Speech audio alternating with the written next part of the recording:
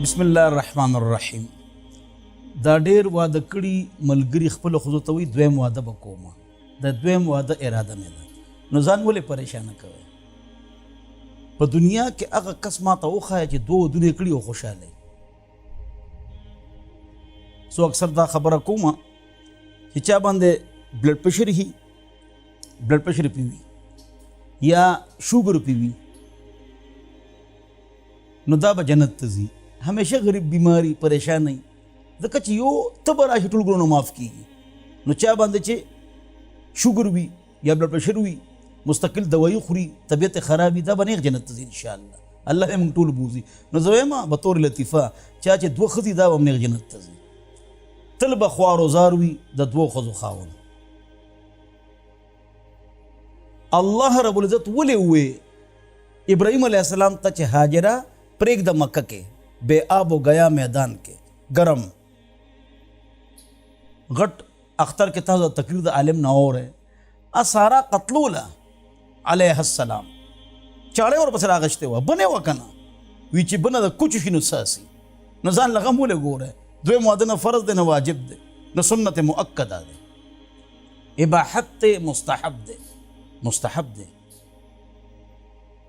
نو ځان له کار مه ګورئ، ښځې مه پریشانه کوئ او دویم واده مه کوئ، همیشه و پریشانه یې. تاسو د دوو ښځو خاوند خوشحال لیدلی دی؟ او چا چې کړي دي نو په جړا جاړي. دا خبرې زه انتظامي کوم، شرعا مستحب دی وی کې دا سکون ښه شی دی که واده ښه شی دی؟ زما محترمو حضرت حکیم الامت حضرت تھانوی رحمت الله لیکلی دي چې زه خپلو مریدانو ته وصیت کوم او نصیحت کوم چې دویم واده مه کوئ. دا مې ځکه خبر وکړه چې ټوله دنیا پریشانه ده او دویم واده هر یو کس وي زه واده دویم واده کومه، نو ځان ولې په غم اخته کوئ؟ که ته ودونه کې او ډېر کې، مغیره ابن شعبه رضی الله عنه فرمایي چې ډېر ودونه کوئ که څلور ودونه مو وکړو نو امن وی، چې یوی نو بیماری، چې دوی نو بنی شي، چې درې نو غنی شي، چې څلور یې لغلی شي. خو هغه هم الله چې تا کې څلور خبرې.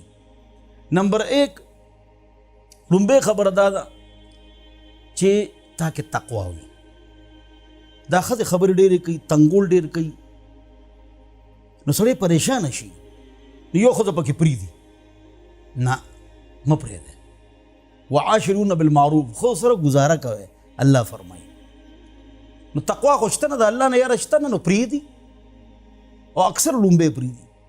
اگر چې د اولډ از ګولډ د هغې ډېر خیال ساتل پکار دي.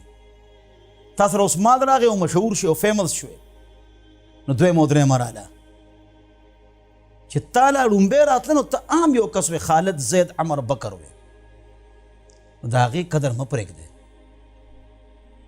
چې تاسو کې تقوا وي. دویم د بدن طاقتي 34-35 سال نه ستا عمر کمی نو بیا ډېر ودونه وکړي نو ټیک ده. دریم د مال طاقتي تقوا چې ظلم نه کوي. دویم بدن طاقت، دریم د مال طاقت چې بیله بیله هره ښځه کې ښودی شي، بیله بیله یو ځای نه، بیله بیله او د هغې حق ادا کولی شي. موږ د یو حق نه ادا کوو، یو د عین د شریعت مطابق موږ نه پرېږدو او نه یې ساتو، نه یې خیال ساتو چې شریعت مطابق یې کیږدو، الله رانه خوشحاله وي. او څلورم ویل پاور، سایکالوجي طاقت، نفسیاتي طاقت دام راکې وي. دې لپاره جګر ګردام پکار دی. څلور شرمخان ساتلی شي خو دوه ښځې نه شي ساتلی. سړی پاگل شي. ځان له ولې جن په دار کې، ځان ولې پریشانه کې؟ د شرعي حکم څه دی؟ ما ته وایي فرض واجب او سنت مؤکده نه دی، مستحب او اباحت دی. او دویم چې ډېر ودونه کې څلورو کې به امن کې، خو چې څلور شرایط یې ماته وي. چا چې دوه یا درې زیاتې ښځې څلور څیزونو کې برابرۍ پکار دی. دو کې لازم، دو کې مستحب. دو کې لازم نمبر ایک وخت به برابر ورکې دواړو له، او سیز به برابر ورکې، او دو څیزونو کې برابرۍ پکار دی. دو څیزونو کې برابرۍ پکار دی خو ضروري نه دی ملاپ او د زړه مینه. که یو سره زیاته وي یو سره کم وي په دې ګناه نشته. هغه الله چې فرمایي چې تاسو کو ډېر کوشش وکړئ ولن تستطيعوا ان تعدلوا، که ډېر کوشش وکړئ عدل و انصاف نشئ کولی. یعنی زړه مینه دواړو سره برابر وساتي دا نشي کېدی، دواړو سره ملاپ برابر وساتي دا نشي کېدی. خو دې کې برابري کیدی شي سیز ورکول او وخت ورکول. وی الله وی چې برابري نشي کولی، لہذا دویم واده نه کول پکار نه. ټولو صحابه وکړه دی، د 2 صحابو پکې یو ښځه نو ټولو څلور ښځې وې. ابوبکر 2 ښځې دي، عمر عثمان 8 ښځې دي، علي 9 ښځې دي رضی الله عنهم. خو هغه خبره ده چې تا کې 4 شرایط وي نو بیا کولی شي. ځان لاسې غم مه ګورئ، ځان له سکون مه تباه کوئ.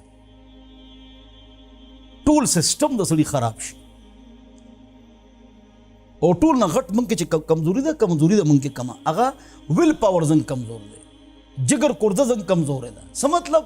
بس برداشت راکینی هایپر شو نو بیا هغه بعضې خلک دواړو له طلاق ورکړي. نه، بهرحال دا خبره ډېره ضروري وه. الله دې موږ ته سمج نصیب وګرځوي او الله دې موږ ته سکون نصیب وګرځوي. واخر دعوانا الحمد لله.